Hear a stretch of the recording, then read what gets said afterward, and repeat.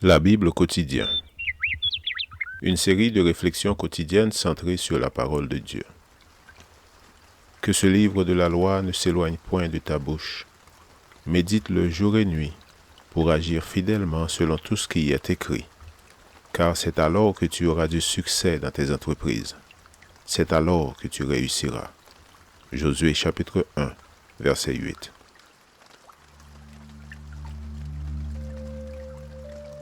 Aujourd'hui, le 1er janvier, les cieux et la terre, une grande espérance.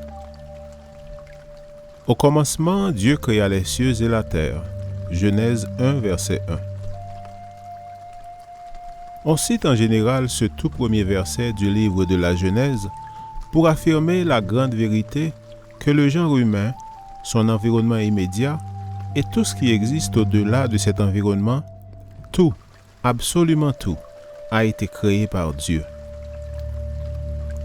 Cependant, on y trouve également une grande espérance, car il nous aide à comprendre que Dieu n'a pas seulement créé, mais qu'il maintient, prend soin et en fin de compte reprendra le contrôle total de ce qu'il créa, restaurant toute la création pour nous donner un nouveau ciel et une nouvelle terre.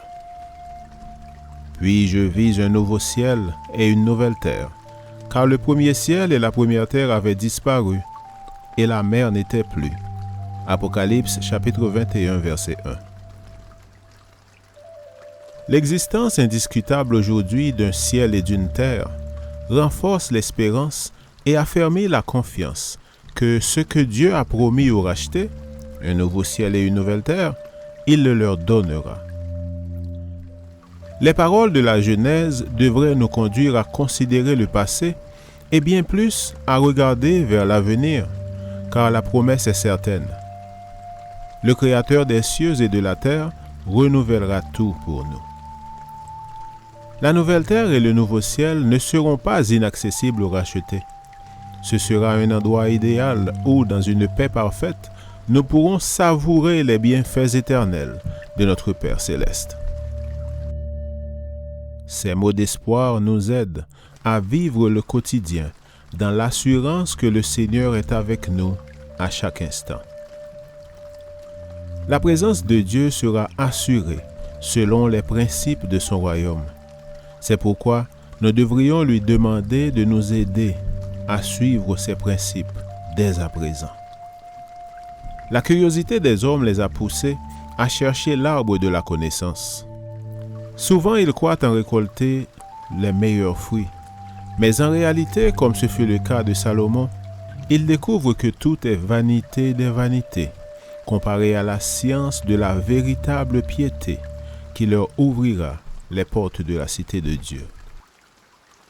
Tout être humain doit découvrir que l'œuvre la plus grande et la plus importante de la vie consiste à s'efforcer de ressembler à Dieu, afin d'édifier le caractère pour la vie à venir. Il faut faire siennes les vérités du ciel pour les appliquer essentiellement à la vie quotidienne. Puisse le Seigneur nous aider aujourd'hui à espérer en ses promesses et à nous laisser pénétrer de son esprit. Amen. Lecture de la Bible pour aujourd'hui dans l'Ancien Testament, Genèse chapitre 1 et 2. Et dans le Nouveau Testament, Marc chapitre 1. Merci d'avoir écouté. Je vous souhaite de passer une excellente journée avec Jésus. À la prochaine!